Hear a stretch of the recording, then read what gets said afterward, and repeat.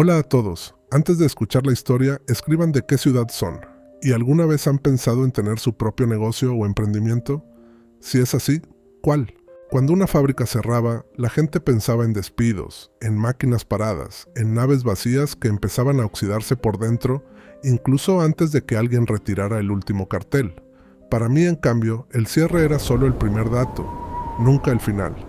Yo entré en ese mundo a principios de los 80, cuando España se llenó de empresas que habían nacido demasiado pronto o demasiado tarde, y el país aprendía a convivir con la palabra quiebra como si fuera una enfermedad larga, incómoda, que nadie sabía muy bien cómo curar. No era abogado ni economista de prestigio. Mi trabajo consistía, oficialmente, en intermediar en procesos de liquidación, poner en contacto a acreedores cansados con administradores concursales desbordados, revisar inventarios que ya no interesaban a nadie y traducir papeles incomprensibles a decisiones rápidas. Era un oficio gris, mal visto, porque nadie quiere tratar con lo que se descompone, pero precisamente por eso estaba lleno de huecos. Y yo aprendí a moverme en ellos con una paciencia que no tenía nada de heroica, solo de necesaria. La primera vez que vi una nave industrial completamente vacía, sentí una calma extraña. No había ruido, ni máquinas, ni supervisores, solo el eco de mis pasos y el polvo acumulado sobre lo que, hasta hacía poco, había sido el centro de la vida de cientos de personas. En los informes figuraba como activo sin valor operativo, pendiente de adjudicación o derribo. En la práctica, era un espacio detenido en el tiempo, con contratos colgando, deudas mal calculadas y terrenos que nadie había vuelto a tasar desde hacía años. Ese desfase entre el papel y la realidad era donde yo trabajaba. Los acreedores querían cerrar rápido, los bancos, limpiar balances, las administraciones, evitar titulares incómodos. Nadie tenía interés en exprimir al máximo lo que quedaba, porque hacerlo exigía tiempo, visitas incómodas y asumir riesgos legales que nadie quería firmar.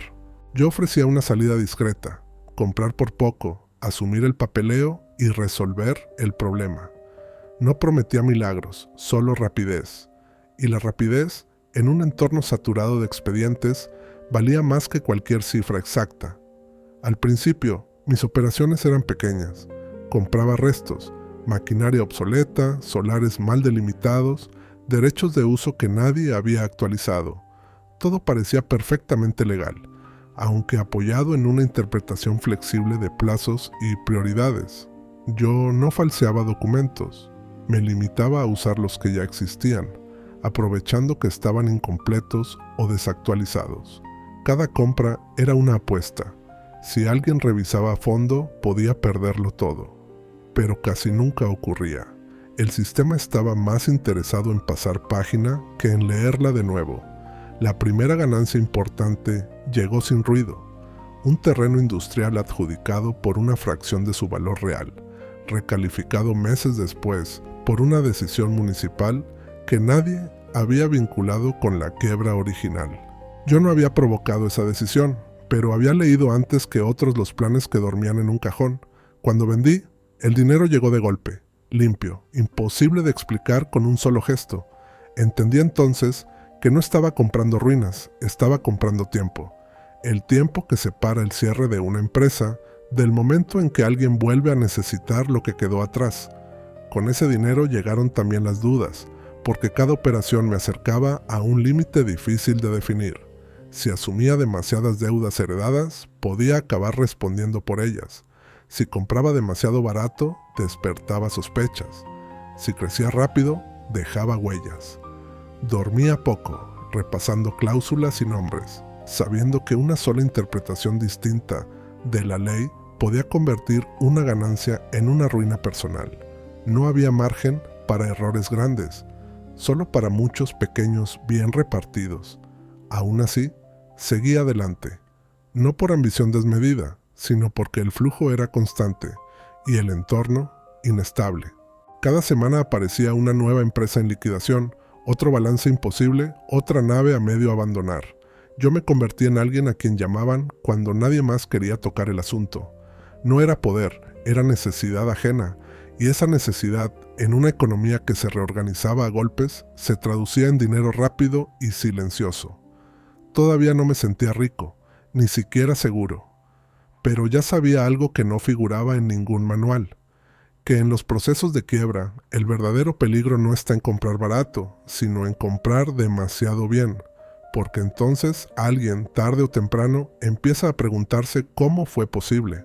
El problema nunca fue comprar, porque cuando una empresa cae, nadie quiere ser el último en salir, ni el primero en hacerse responsable de lo que queda.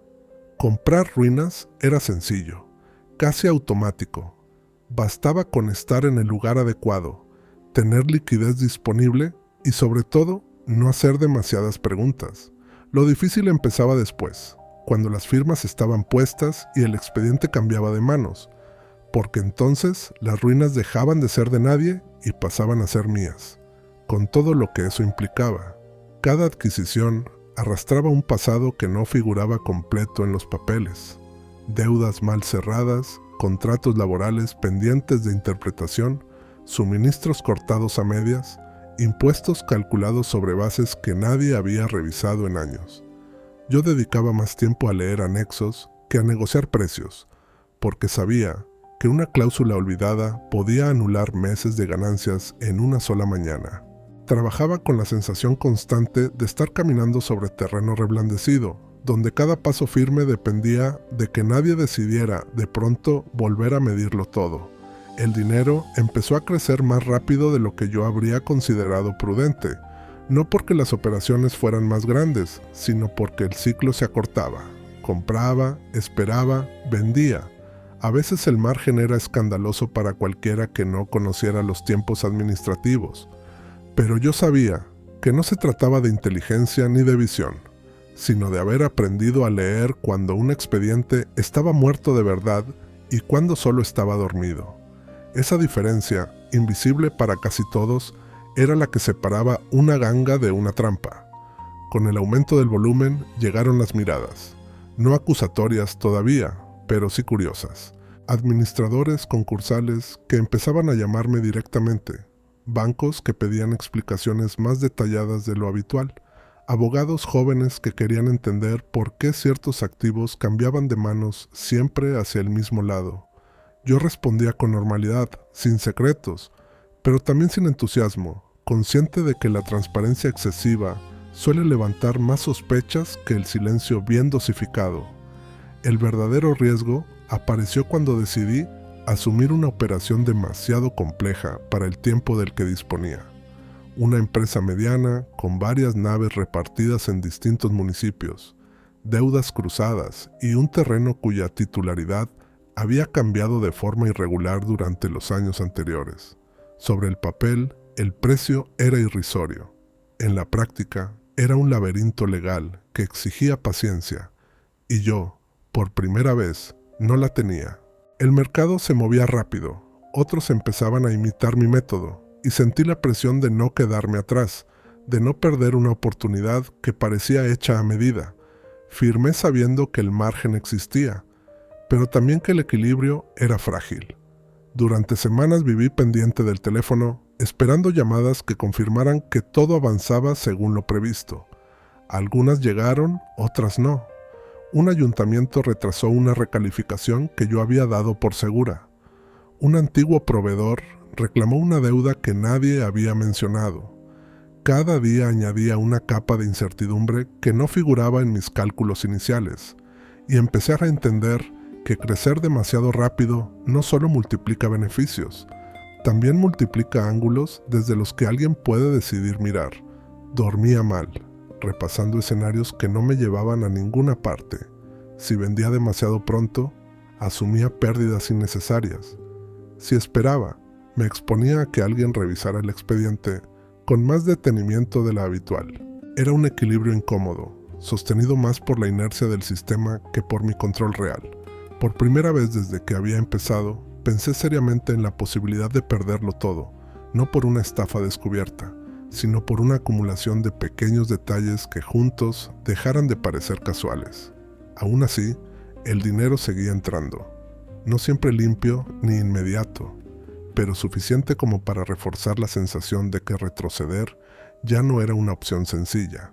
Había asumido responsabilidades, firmado documentos, aceptado riesgos que no se podían deshacer con una llamada. Me había convertido, sin quererlo del todo, en una pieza reconocible dentro de un circuito que hasta entonces había sido anónimo. Y esa visibilidad, aunque discreta, era exactamente lo que había intentado evitar desde el principio. Empecé a preparar salidas parciales, a vender participaciones, a repartir riesgos con socios que no preguntaban demasiado siempre que las cifras cuadraran. No lo hice por generosidad, sino por supervivencia. Sabía que cuando una persona concentra demasiadas ruinas, acaba pareciendo el dueño del problema, no el intermediario. Yo quería seguir siendo lo segundo, incluso si eso significaba renunciar a parte de las ganancias que, sobre el papel, ya eran mías. El dinero rápido tiene un efecto engañoso. Da la impresión de que el tiempo también se puede comprar.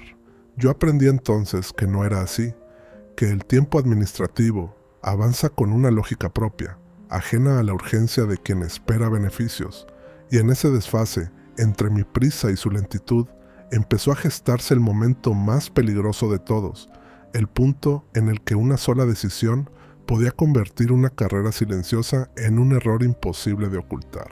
Nada estalló de golpe. No hubo una llamada urgente ni una notificación con membrete oficial que anunciara el desastre, porque las cosas importantes, las que de verdad ponen en peligro lo construido, casi siempre empiezan con detalles menores que uno prefiere atribuir al cansancio o a la mala suerte.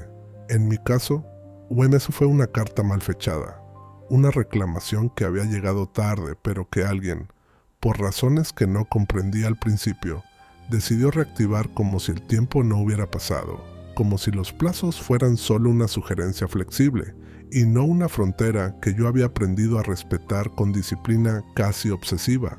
Esa empresa mediana que había comprado por un precio ridículo empezó a mostrar su verdadera forma, no en los balances, sino en las grietas administrativas que habían quedado abiertas. Un ayuntamiento reclamaba impuestos atrasados sobre un terreno cuya titularidad no estaba tan clara como yo había creído. Otro exigía responsabilidades ambientales por una nave cerrada desde hacía años, y un antiguo socio, alguien que nunca figuró en los documentos principales, apareció de pronto con una copia de un contrato que nadie había mencionado durante la liquidación. No pedía dinero de inmediato, pedía reconocimiento, y ese reconocimiento, de concederse, podía arrastrar consigo una cadena de obligaciones que yo no había previsto. Pasé semanas enteras moviéndome entre despachos, archivos y asesorías, intentando recomponer un mapa que ya no encajaba con el que había usado para tomar la decisión inicial. Cada reunión añadía una capa de incertidumbre, porque nadie se contradecía de forma clara, pero tampoco confirmaba nada. Todo quedaba en suspenso, en esa zona incómoda donde las administraciones se protegen a sí mismas, dejando que el tiempo desgaste al que espera. Yo sabía jugar ese juego cuando tenía margen, pero ahora el margen se estrechaba, porque el dinero ya no estaba quieto en una cuenta, sino comprometido en una estructura que empezaba a crujir. Lo más inquietante no era el riesgo económico, sino el cambio de tono. Las conversaciones dejaron de ser técnicas y empezaron a adquirir un matiz distinto, más cuidadoso, como si quienes estaban enfrente midieran cada palabra pensando no solo en el expediente, sino en la posibilidad de que alguien más estuviera escuchando.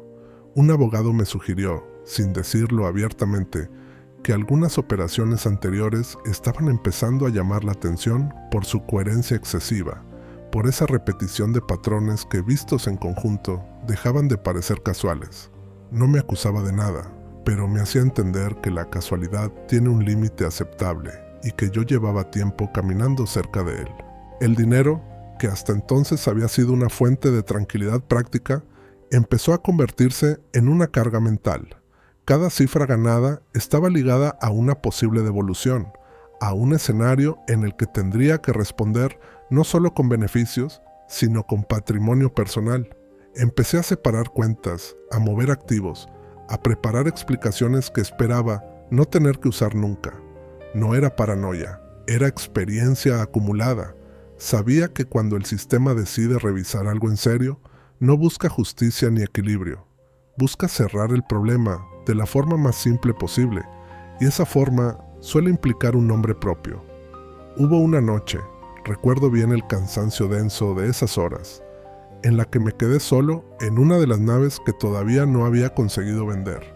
El eco de mis pasos sonaba distinto, menos neutro, como si el espacio hubiera dejado de ser una oportunidad y se hubiera convertido en una advertencia.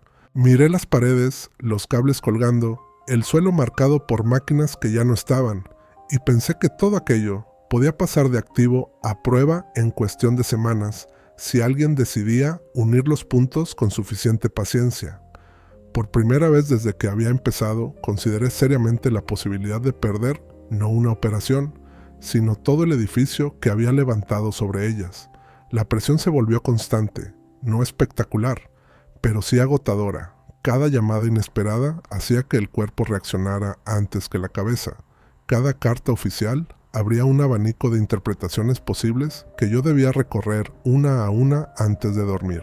Empecé a rechazar nuevas oportunidades, algo impensable meses atrás, porque ya no podía permitirme añadir capas a una estructura que amenazaba con colapsar bajo su propio peso.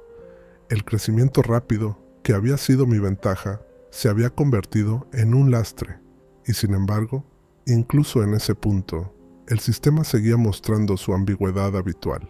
Nadie daba el paso definitivo.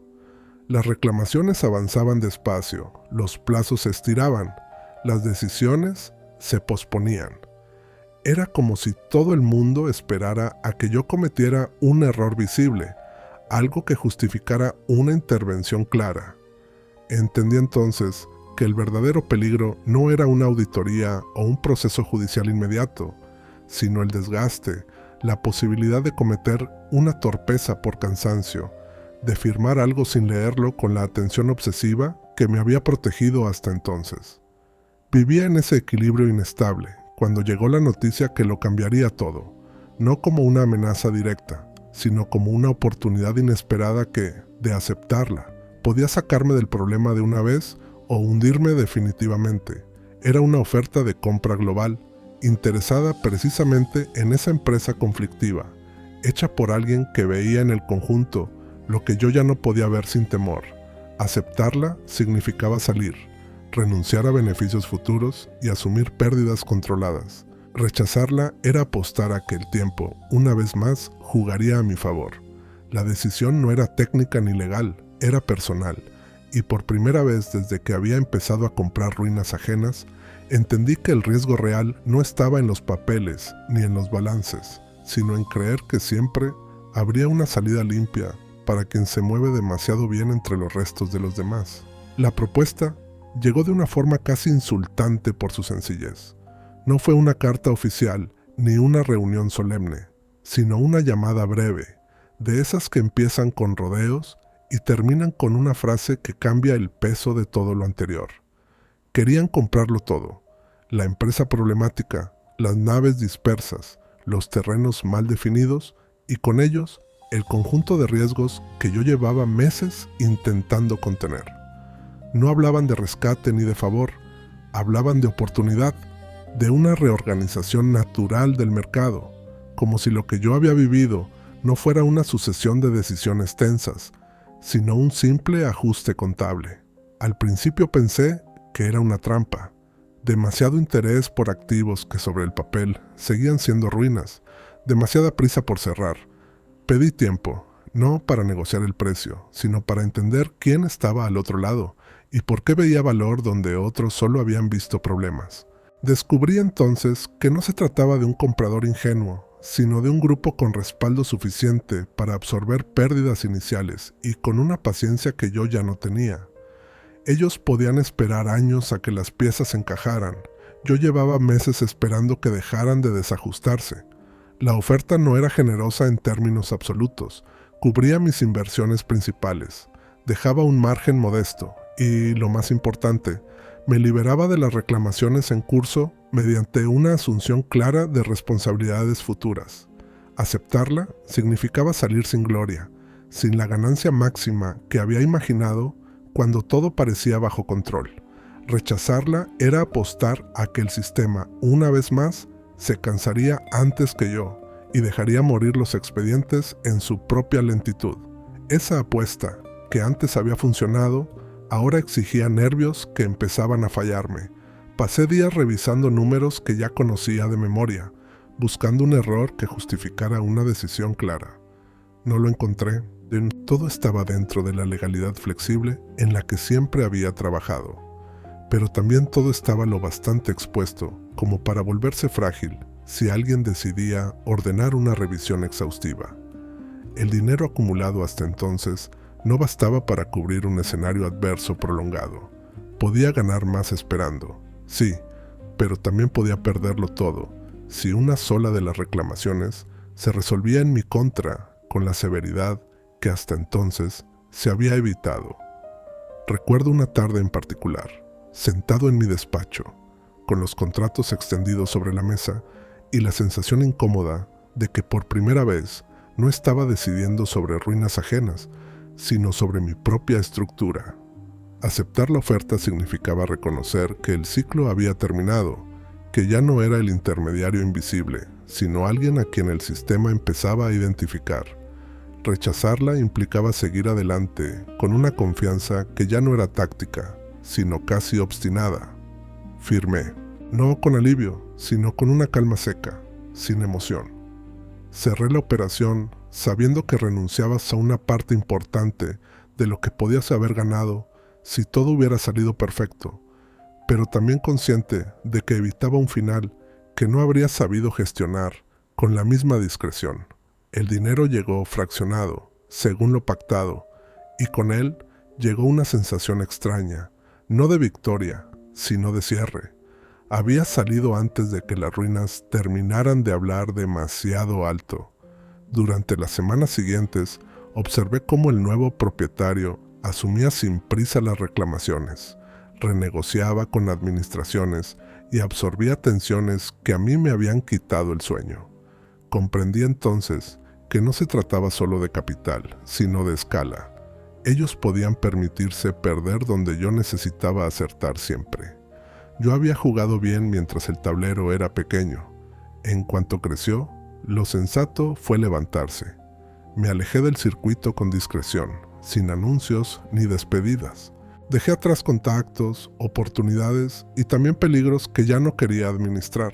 El dinero obtenido no era espectacular para quien no conociera el recorrido, pero era suficiente para no depender de una siguiente operación. Y eso, después de años moviéndome entre quiebras ajenas, era una forma de riqueza que no figuraba en ningún balance. Quedaba todavía el último tramo, el más difícil de explicar incluso para mí. Aprender a vivir sin la tensión constante de decidir cuándo una ruina deja de ser una oportunidad y empieza a ser una amenaza.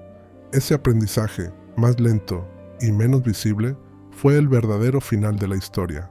Después de firmar la venta, lo primero que noté no fue el alivio, sino un vacío operativo, una ausencia de urgencia que me dejó descolocado durante semanas, porque mi vida se había medido en llamadas, plazos, reuniones con papeles que cambiaban de significado según quien los leyera, y de pronto todo eso desapareció sin ceremonia, como si nunca hubiera existido.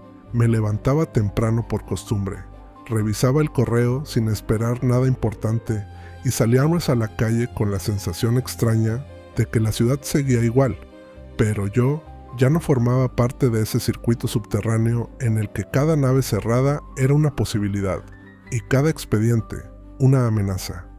El dinero llegó, como llegan las cosas que no se pueden explicar a un vecino sin que cambie la mirada. Entramos, con transferencias limpias, justificadas, sin sobresaltos. En otro tiempo me habría parecido una victoria, pero entonces lo viví con cautela, porque había aprendido que el dinero rápido trae consigo preguntas tardías, y esas preguntas suelen aparecer cuando uno ya ha bajado la guardia. No compré nada llamativo, no cambié de coche, No me mudé a un barrio donde mi cara no encajara. No hice la clase de gestos que convierten una trayectoria gris en un relato tentador para la curiosidad ajena. Me limité a ordenar, a repartir, a convertir una ganancia nacida del desorden en una estabilidad que no llamara la atención. Durante un tiempo pensé que el peligro había quedado atrás, pero la verdad es que el peligro solo cambió de forma. Antes era jurídico, administrativo, una carta mal fechada o una reclamación reactivada. Después pasó a ser social, casi íntimo. El riesgo de que alguien, al unir detalles pequeños, dedujera que mi fortuna no era compatible con el empleo visible que yo había tenido. Había personas que conocían mi nombre en el sector, administradores concursales, abogados, empleados de banco que habían visto mis movimientos repetirse con una regularidad sospechosa, y aunque nadie me debía nada, tampoco nadie me debía silencio. Yo sabía que la discreción no se compra una vez, se sostiene cada día. Volví alguna vez a ver naves que habían sido mías, ya no como dueño, sino como observador. Estaban en proceso de reforma, con andamios, con nuevas vallas, con carteles de empresas que hablaban de futuro como si el pasado no hubiera existido. Vi cómo los mismos terrenos que yo había adquirido por una fracción eran ahora el centro de proyectos más grandes, respaldados por capital que podía esperar sin miedo. Esa visión me confirmó algo que prefería no pensar demasiado. Yo había ganado, porque entré cuando nadie quería entrar, pero otros ganarían más porque podían permanecer cuando yo tuve que salir. Con los años, mi papel se fue diluyendo. El sector cambió, la normativa se endureció, los procesos se profesionalizaron y los huecos que yo había usado se cerraron uno a uno, no por moral ni por justicia, sino porque el mercado se volvió más sofisticado y menos tolerante con improvisaciones, lo que había sido posible en los 80, con prisas. Con papeles desactualizados y administraciones saturadas, dejó de serlo, cuando los sistemas empezaron a hablar entre sí, cuando las bases de datos sustituyeron a las carpetas y cuando los bancos aprendieron a no dejar dormir ciertos expedientes durante años. No me perseguían, simplemente habían aprendido. A veces me preguntaban, con curiosidad educada, cómo había logrado tener buen ojo para invertir en ruinas. Yo respondía con vaguedades, hablando de paciencia y de intuición, porque la verdad era demasiado simple y demasiado fea. No era ojo, era acceso. No era intuición, era haber entendido que la prisa de los demás crea precios que no reflejan el valor real y que el miedo a firmar responsabilidades ajenas convierte activos útiles en basura administrativa. Nunca dije más que eso. Nadie quería escuchar los detalles, y yo tampoco tenía interés en pronunciarlos en voz alta. Hubo un instante, años después, en que comprendí de forma clara el tamaño de lo que había pasado por mis manos. No por cifras, sino por comparación. Vi el presupuesto de un municipio para rehabilitar una zona industrial y reconocí, en esas cantidades oficiales, la escala de lo que yo había ganado, moviéndome en silencio por expedientes que nadie quería. Me sorprendió no sentir orgullo, sino una prudencia amarga, como si el dinero, al crecer, hubiera adquirido un peso que no se mide en billetes, sino en el tipo de vida que obliga a llevar para que nadie pregunte demasiado. Mi enriquecimiento fue rápido en términos de años, brutal en términos de transformación personal, pero no fue una fiesta ni un salto limpio. Fue un paso constante por zonas donde un error podía convertir una compra en una condena económica, donde una firma mal puesta podía arrastrarme a responder por deudas que no eran mías, donde cada operación exigía imaginar el peor escenario y aún así avanzar. Al final, la fortuna llegó, sí, pero no como un premio, sino como el residuo inevitable de haber sostenido riesgos que otros evitaron. Y eso fue lo que me quedó, cuando ya no quedaban fábricas que comprar, ni expedientes dormidos que despertar. La tranquilidad pagada con años de tensión, y la certeza de que, en aquel negocio, uno solo se hace rico si aprende a marcharse antes de que la ruina le pida el nombre. La riqueza duró, el miedo también.